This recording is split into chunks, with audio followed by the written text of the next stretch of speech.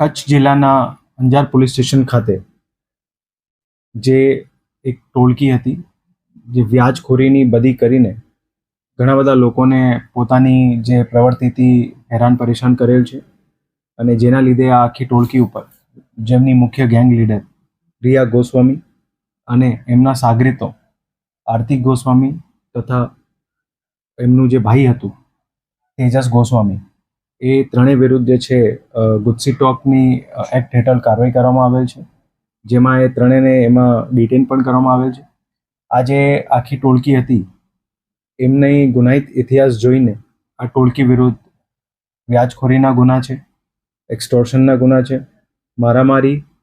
Suicide કરવાની પ્રેરિત કરવા માટેના અને ઇન જનરલ લોકોને ધમકી આપીને પોતાની કામગીરી કરાવવાના. આ આખી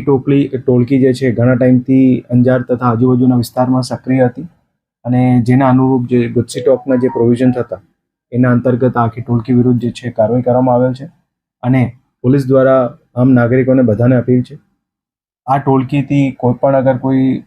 જૂનામાં કોઈ ભોગ બનેલો હોય અથવા તો કોઈ ભોગ બનેલ એવા ઇસમો હોય જે પોલીસ સમક્ષ આવવા નહીં માંગતા હોય તો એ પોલીસને ખાનગીમાં પણ જાણ કરી શકે અને જે લોકો એમની વિરુદ્ધ ફરિયાદ દાખલ કરવા માંગતો હોય તો આ ટોળકી વિરુદ્ધ બે ધડક જે છે ફરિયાદ દાખલ કરાવે. પોલીસ દ્વારા આ ટોળકી વિરુદ્ધ સખ્ત કાર્યવાહી કરવામાં આવશે.